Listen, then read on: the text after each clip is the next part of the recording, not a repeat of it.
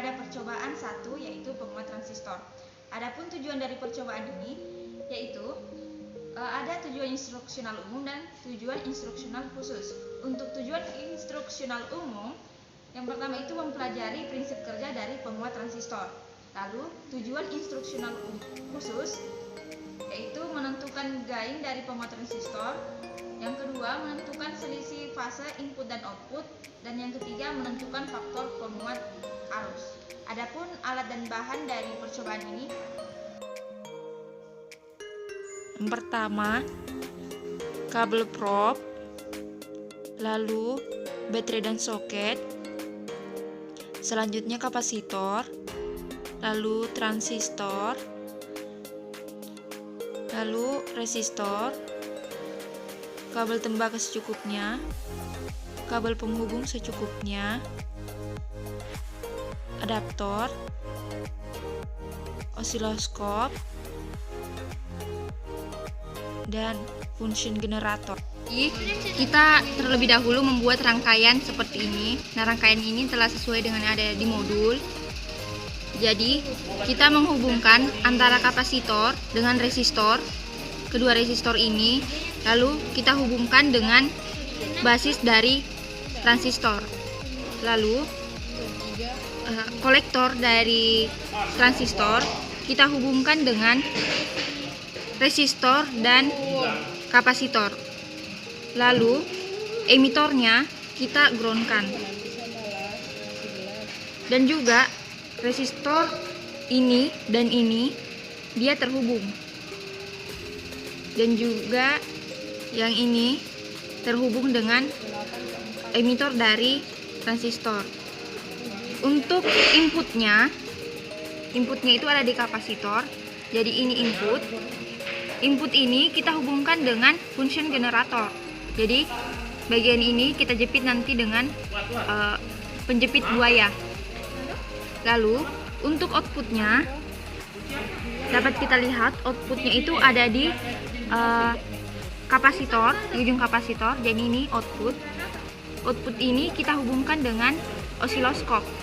Jadi nanti dia dijepit dengan penjepit buaya. Dan ini jika diperhatikan di rangkaian itu ada yang simbol baterai. Nah, ini dihubungkan dengan satu daya.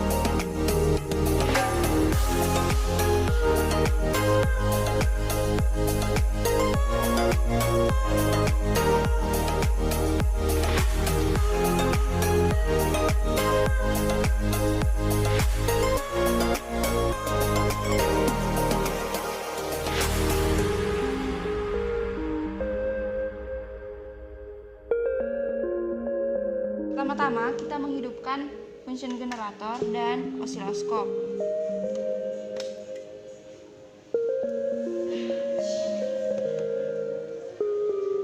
Di sini kita menggunakan dua channel, yaitu channel 1 dan channel 2. Untuk channel 1 ini dia berwarna kuning. Dia kita gunakan sebagai inputnya, lalu outputnya itu berwarna biru di sini. Nah, selanjutnya itu kita melakukan kalibrasi. Nah, ini kita lakukan kalibrasi.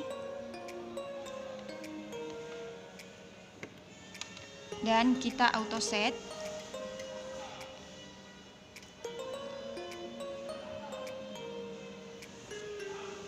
Udah, kita cabut.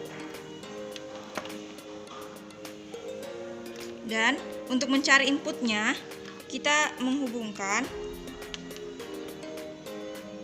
Kita gunakan channel 1 ini.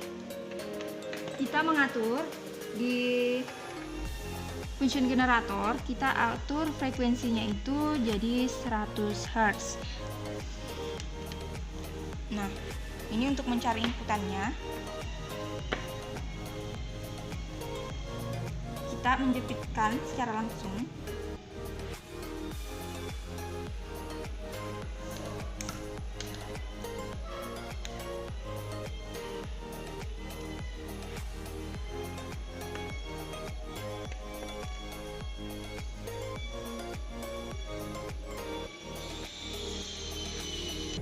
Jika kita sudah menghubungkannya, kita tekan measure. Nah, in measure ini berfungsi untuk menampilkan FPP. Nah, FPP nanti ini kita tampilkan di LKM-nya. Jadi FPP yang satu ini sebagai channel 1 dan FPP 2 sebagai channel 2. Jangan lupa kita atur volt diff-nya. Di sini kita atur volt diff. Nah, volt diff ini berfungsi untuk mengatur tinggi dari gelombangnya, dan time per diff-nya ini kita gunakan untuk mengatur panjang gelombangnya. Selanjutnya, setelah kita mendapatkan input dari 100 Hz ini, kita atur lagi frekuensinya dengan 200 Hz. Kita atur 200 Hz dan 300 Hz.